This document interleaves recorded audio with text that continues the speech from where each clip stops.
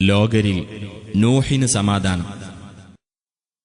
തീർച്ചയായും അപ്രകാരമാണ് സദ്വൃത്തന്മാർക്ക് നാം പ്രതിഫലം നൽകുന്നത്.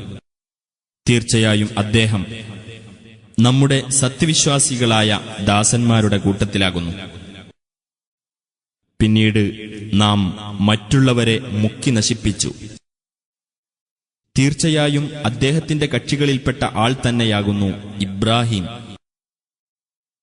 നിഷ്കളങ്കമായ ഹൃദയത്തോടുകൂടി അദ്ദേഹം തന്റെ രക്ഷിതാവിങ്കൽ വന്ന സന്ദർഭം ശ്രദ്ധേയമാകുന്നു.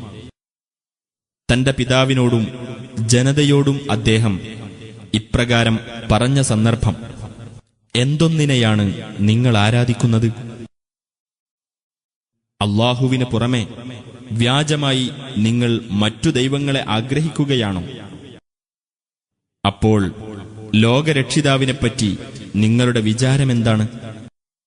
എന്നിട്ട് അദ്ദേഹം നക്ഷത്രങ്ങളുടെ നേരെ ഒരു നോട്ടം നോക്കി.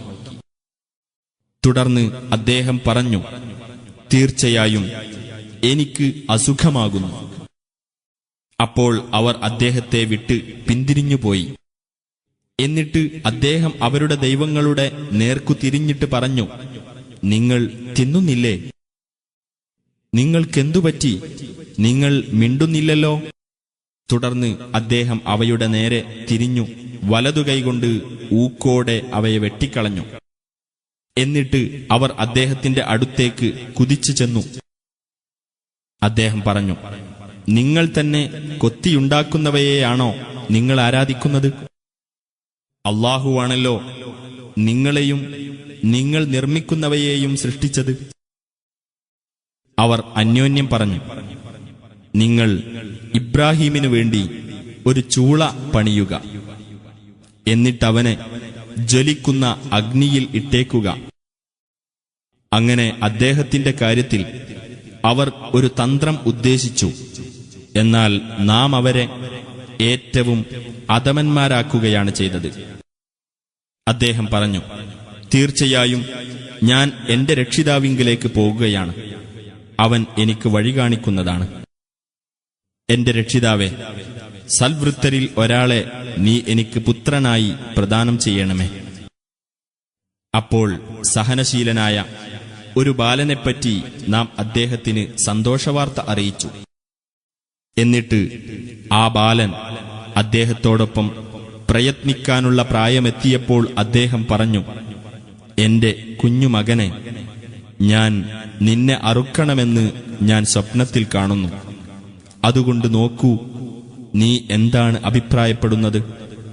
അവൻ പറഞ്ഞു: എന്റെ പിതാവേ, കൽപ്പിക്കപ്പെടുന്നതെന്തോ അത് താങ്കൾ ചെയ്തുകൊള്ളുക. അല്ലാഹു ഉദ്ദേശിക്കുന്ന പക്ഷം ക്ഷമാശീലരുടെ കൂട്ടത്തിൽ താങ്കൾ എന്നെ കണ്ടെത്തുന്നതാണ്.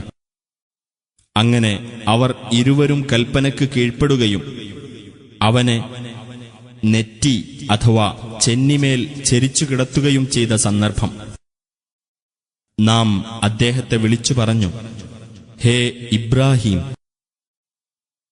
തീർച്ചയായും നീ സ്വപ്നം സാക്ഷാത്കരിച്ചിരിക്കുന്നു.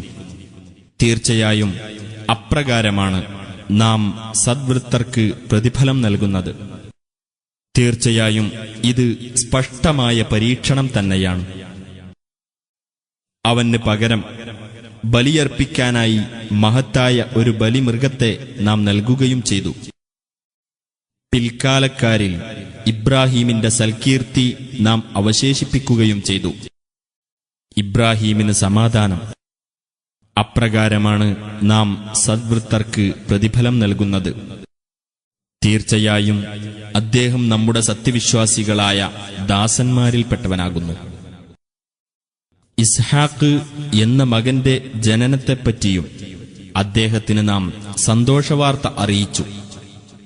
സദ്വൃത്തരിൽപ്പെട്ട ഒരു പ്രവാചകൻ എന്ന നിലയിൽ അദ്ദേഹത്തിനും ഇസ്ഹാഖിനും നാം അനുഗ്രഹം നൽകുകയും ചെയ്തു. അവർ ഇരുവരുടെയും സന്തതികളിൽ സദ്വൃത്തരുണ്ട്. സ്വന്തത്തോട് തന്നെ സ്പഷ്ടമായ അന്യായം ചെയ്യുന്നവരുമുണ്ട്. തീർച്ചയായും മൂസായോടും ഹാറൂനോടും നാം ഔദാര്യം കാണിച്ചു. അവർ ഇരുവരെയും അവരുടെ ജനതയെയും മഹാദുരിതത്തിൽ നിന്ന് നാം രക്ഷപ്പെടുത്തുകയും ചെയ്തു.